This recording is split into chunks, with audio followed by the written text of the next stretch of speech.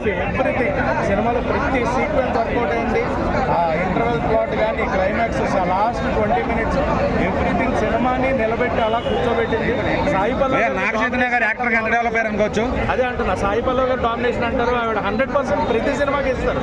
But Chaitu గారు ఈ సినిమాలో 101% తోటి డామినేట్ చేశారు సాయి పల్లవి గారిని అని చెప్పొచ్చు.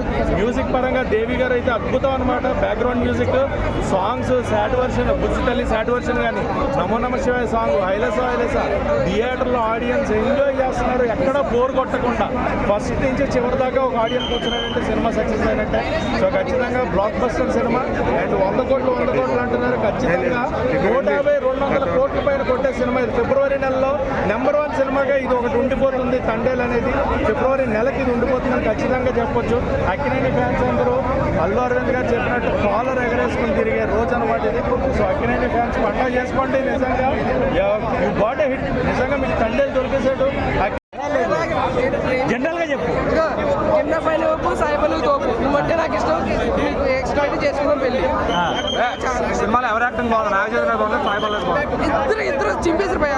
50-50 అసలు ఎక్కడ కూడా ఎక్కువ చేశారు తక్కువ చేశారని లేదు. ఇద్దరు కూడా పర్ఫెక్ట్ చింపేశారు భయ. సినిమాతో నాగ చైతన్య గారు యాక్టర్ గా డెవలప్ అయ్యారా? డెవలప్ అవ్వడం ప్యాన్ ఇండియా. ఇక నుంచి ప్యాన్ ఇండియా సినిమాలు అయితే పడతాయి భయ. నిజంగా ఏం యాక్టింగ్ భయ, చాలా అంటే చాలా బాగా చేశారు యాక్టింగ్. చింపేశారు భయ. ఇంటర్వెల్ బ్లాక్ ఎట్లుంది? ఏం ఇంటర్వెల్ భయ్యా, అది దొరికిపోవడం ఏంటి. నిజంగా సినిమాలో అయితే మాత్రం మన దేశ గౌరవాన్ని నిలబెట్టడం భయ్యా. జెండా మీద ఒక సీన్ ఉంటుంది, వెళ్తే చిన్న కుర్రోని రివీల్ చేయవద్దు. చాలా అంటే చాలా బాగుంది. అందులో ఈ సినిమా హిందీ ఆడియన్స్ ఎక్కిద్దా? ఈజీగా ఎందుకు ఎక్కదు బ్రో. ఏంటి లవ్ ఉంది, రెస్పాన్సిబిలిటీ, మళ్ళీ స్వాతంత్రం కోసం ఇవన్నీ ఉన్నాయి బ్రో. ఒక 4-5 మంచి మంచి పాయింట్స్ తీస్తూ కొట్టాడు సినిమా. రియాలిటీ ఏంటంటే ఎక్కడో మత్స్యకారులు ఏదో మూలలో ఉంటారు. వాళ్ళు వేటకి వెళ్తేనే వాళ్ళ జీవనం ఉంటుంది. వేట నుంచి వెళ్తే లక్షలు పోతే ప్రాణాలు. అలాంటి వాళ్ళ జీవితాన్ని తీసుకొచ్చి స్క్రీన్ మీద చూపించడం అనేది ఫీల్ గుడ్. చాలా బాగుంది, మంచి. అయితే నాగ చైతన్య గారి వాళ్ళు కాదు, సాయి పల్లవి గారి వల్ల కలెక్షన్స్ వస్తాయి అంటారు. దానికి ఏమంటారు మరి? కలెక్షన్స్ సాయి పల్లవి గారి వాళ్ళు వస్తాయి అంటారు. దానికి ఏమంటారు? ఇద్దరు వాళ్ళు వస్తాయి. ఏంటి భయ్, ఎవరిని చూడాలో ఏం యాక్టింగ్ అనేది. Naga Chaitanya the best actor. గుర్తిస్తే మాత్రం సింగిల్స్ సినిమాకి వచ్చేయండి.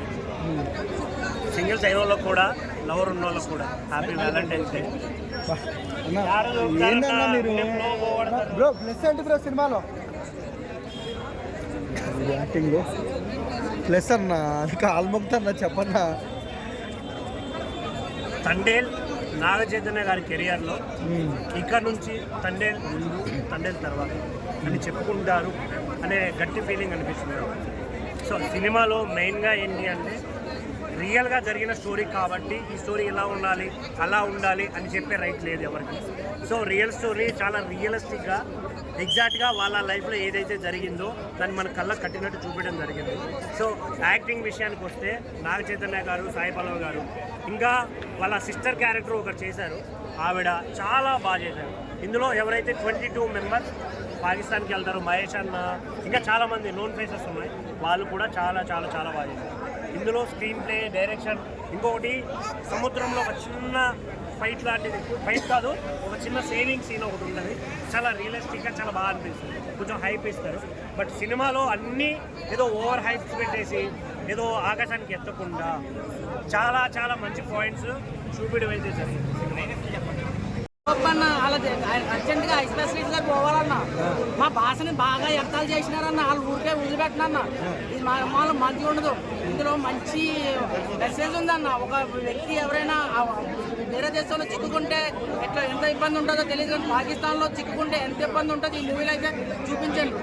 క్లైమాక్స్ సీన్ అయితే పాకిస్తాన్ ఇండియా ఆ ఎంబసీ సిస్టమ్ సీన్ అయితే ఎక్సలెంట్ ఉందన్న. ఆ సీన్ చూసైనా మూవీ బాగోలేదని ఎట్లా చెప్తారన్న? ఆ తండేలు కాదు, కోడేలు ఎంత పాజిటివ్ ఉంటుందో ఆ సినిమా కూడా అంతే ఉంటుంది పాజిటివ్గా. పాకిస్తాన్లో సీన్స్ ఎలా అనిపిస్తుంది? పాకిస్తాన్లో సీన్స్ మరి అక్కడ తగ్గట్టు చేయాలి కాబట్టి ఆ సినిమా చాలా బాగుంది. కాబట్టి జాతీయ జెండాని లాస్ట్లో ఫైర్లో వేశారు. అది అలా చేయొచ్చో చేయకూడదో మరి తెలియదు, కానీ ఆ సీన్ చూసేటప్పుడు చాలా హార్టింగ్ అయితే అనిపించింది అన్న. జెండాని కాల్ చేస్తున్నారని బాగా అనిపించింది. సెంటిమెంట్ సీన్స్ ఎలా అనిపించాయి మరి?